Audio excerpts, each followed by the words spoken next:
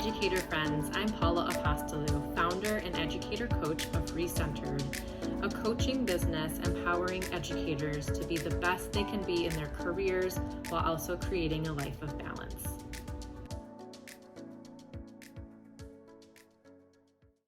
I'm excited to share this tutorial with you today because it was a life changer for me in terms of creating balance in my life.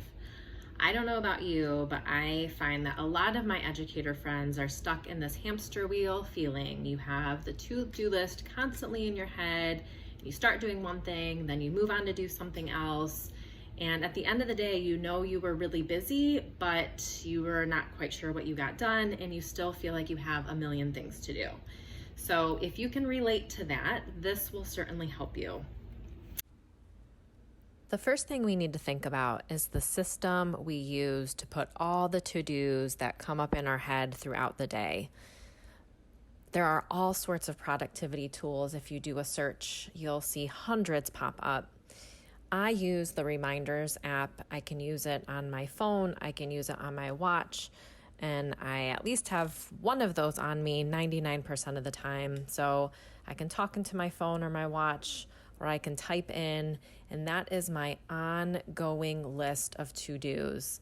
As they pop into my head, like I said, that is my system.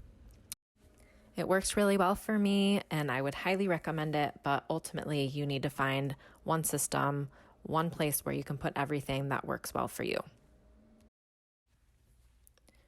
When you're ready to get started with your daily to-do planner, you want to make sure that you have your to-do list in front of you using the system you use.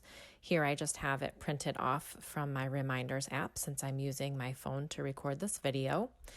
And you're going to start simply by filling in the date and your mood.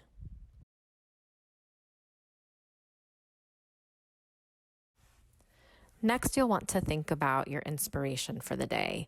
It can be a quote, you can draw stick figure pictures, you can just write a word in there, whatever comes to mind for you in terms of what you are feeling inspired by for the day. Next comes the meat of this daily to-do planner. So now you're going to look at your system that you use. For me, again, it's that Reminders app.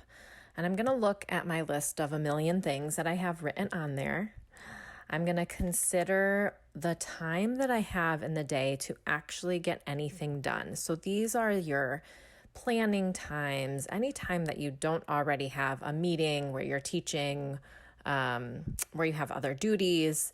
So the time in the day that you have, and be realistic about the number of things that you can do and that you would like to get done in the day. Providing yourself time to have some lunch, hopefully, to take a walk, to do some other things that you need to do for yourself, get enough sleep, all of those things. And you're going to start listing the items that you would like to get done in the day in your to-do list on your planner.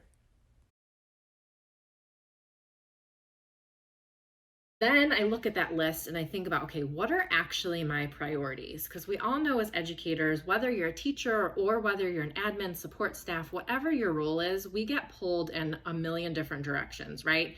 If only you could have everything scheduled and everything goes as planned, our days would feel much different, right? But that's not the case of an educator, as we all know.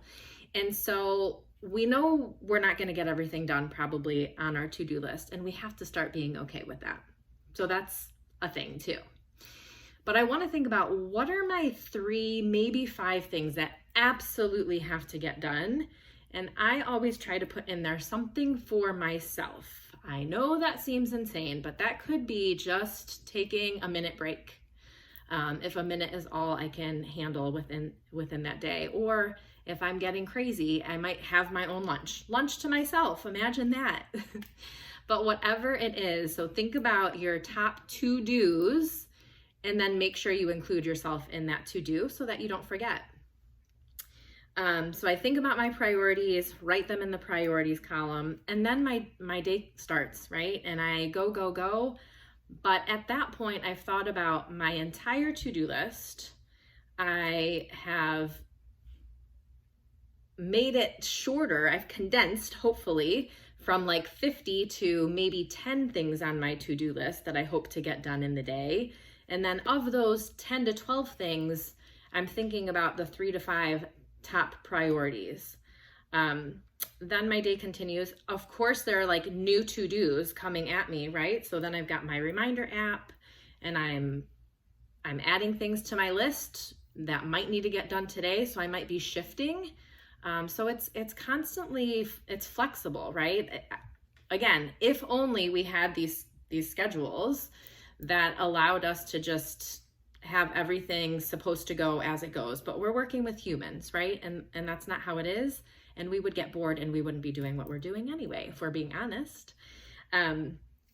So that's, you go through your day, add to your to-do list. Come end of the day, you want to take a few minutes, take a breath, and think about all that you accomplished. Take a moment to be proud of yourself and then regroup. Using the key on the bottom left, go through and begin crossing off everything that you finished on your to-do list. Ooh, it feels so good to get that done. And then think about what's left. Is there anything that you can really get rid of? Those are the things that can be deleted off of your list forever. And you might want to consider going back to your longer to-do list and thinking about that. For those items that have been on there for weeks, sometimes months, are those really things that you need to get done? Maybe you can just delete them from your life forever. Delegate. That's something as educators we are not great at, it seems. We like to have control typically. It's our perfectionist mentality. But as it says on the top of the key, boundaries are your key to creating balance. Without them, we can't have balance. And that means letting things go, whether you're deleting forever or sometimes that means giving it to someone else and being okay with their way. And then do later simply means that you will get it done, but another time. So that might mean writing it in on your follow-ups, which are on the bottom right. So taking a look at what's left. I'm going to finish these things tomorrow that I didn't get done.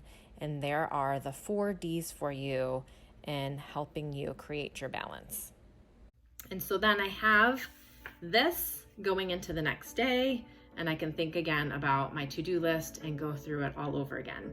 It seems like a lot. I've been talking for probably over 5 minutes, but that's about as long as it takes every single day to make you, by the end of the day, feel more productive and feel like you have more control over your life and feel balanced. And that is a really good feeling.